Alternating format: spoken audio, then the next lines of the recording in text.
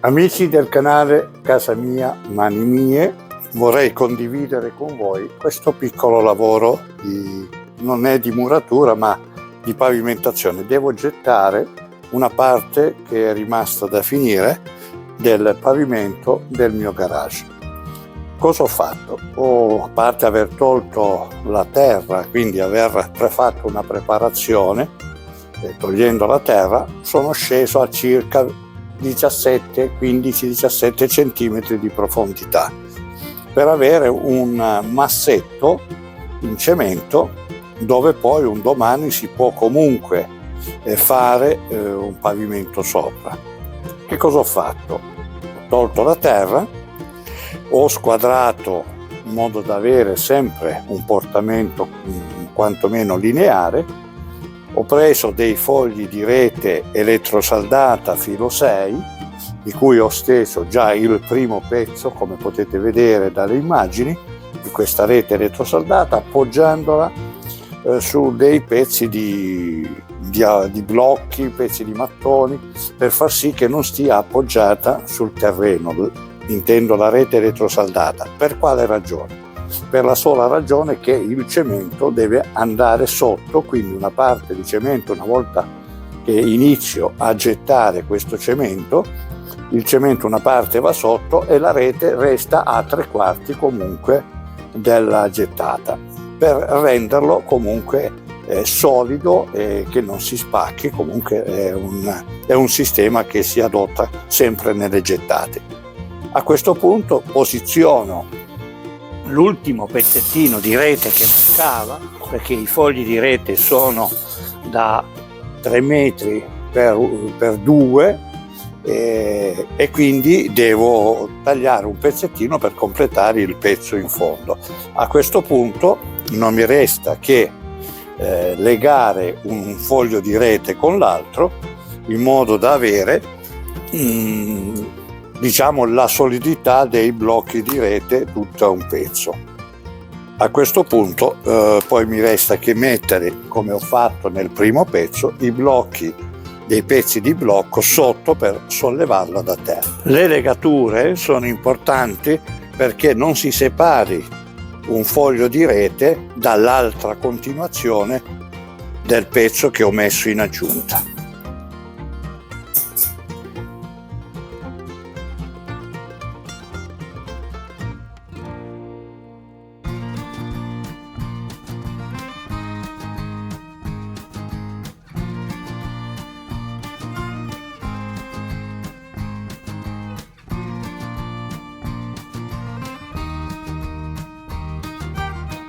Premetto che io non sono un muratore, sono lavori che faccio a casa mia, ma che ho avuto il piacere, vorrei avere il piacere di condividerli con gli amici del canale. Quindi chiedo scusa ai carpentieri, ai muratori, se il lavoro che io sto facendo non è a livelli professionali come magari andrebbe fatto. È chiaro che prima di adoperarmi mi ero consultato con dei carpentieri comunque di mestiere, il che mi hanno dato le indicazioni come fare in maniera corretta questo lavoro. Poi nel momento che preparerò la gettata di cemento continuerò a farvi vedere quello che stiamo facendo. Il cemento è un 3,25. Normalmente uso un sacco da 25 kg per 2 carrette e mezzo, quasi 3, di misto fino. L'acqua più o meno non deve essere molto duro per far sì che il cemento comunque si amalgama bene e comunque scende bene. È ovvio e consigliato, dicono, di dare una bagnata prima sulla terra o che fosse ghiaia, qualsiasi cosa, in modo che il cemento aderisca meglio.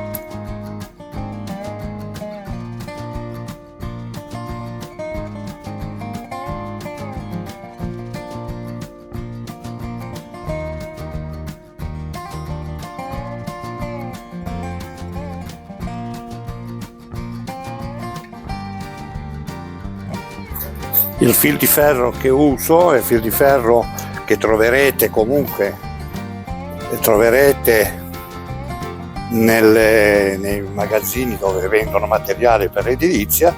È un fil di ferro di questo tipo, che comunque si chiama fil di ferro per legature, è acciaioso, morbido, per cui si mette doppio, non si mette un filo solo ma si prendono i due fili, si stira così, non tirate via l'involucro che c'è rivestito di plastica, perché altrimenti si srotola tutto e viene fuori un bel casino. Ha un senso dove vedete l'inizio del filo e vedete da questo lato non c'è e c'è dall'altro lato. Voi guardate, vedete che c'è un inizio del filo, ecco, da lì lo potete tirare fuori. Tirate fuori e poi man mano tirate quello che vi serve.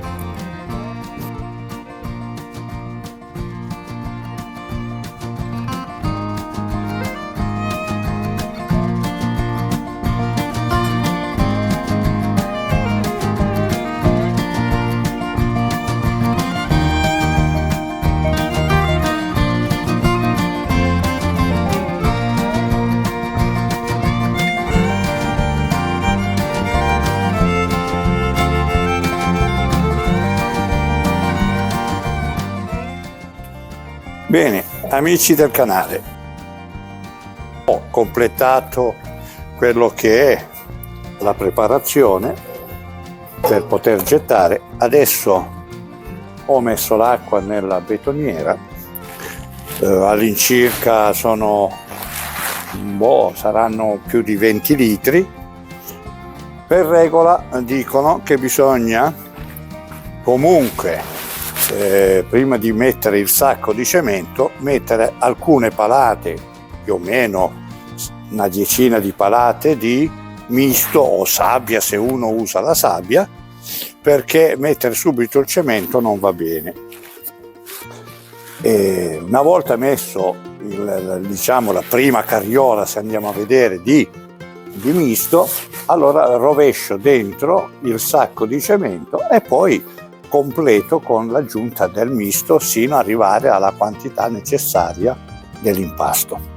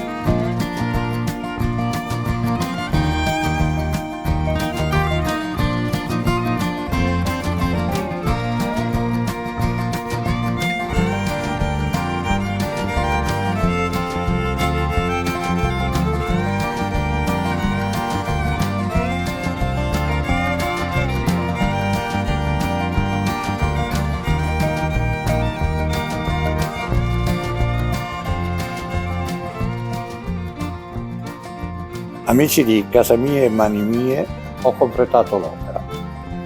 Sono state necessarie 6 betoniere di impasto da 250 litri l'una. Per fare questo lavoro le misure sono 4 metri per 1,60 di larghezza per uno spessore di 15 centimetri di cemento. Direi che è più che sufficiente come robustezza, non deve sopportare nessuna portata perché viene appoggiato, come avete visto nel filmato all'inizio. Questo poggia su del terreno abbastanza solido perché poi all'incirca a 20 cm c'è già della roccia, quindi non deve sopportare nessuna oscillazione o pesi particolari. Vi ringrazio per avermi seguito e di essere arrivati fino alla conclusione. Se vi farà piacere mettete un mi piace, altrimenti al prossimo video vi farò vedere e vi renderò partecipi di quello che farò. Grazie e buon proseguimento.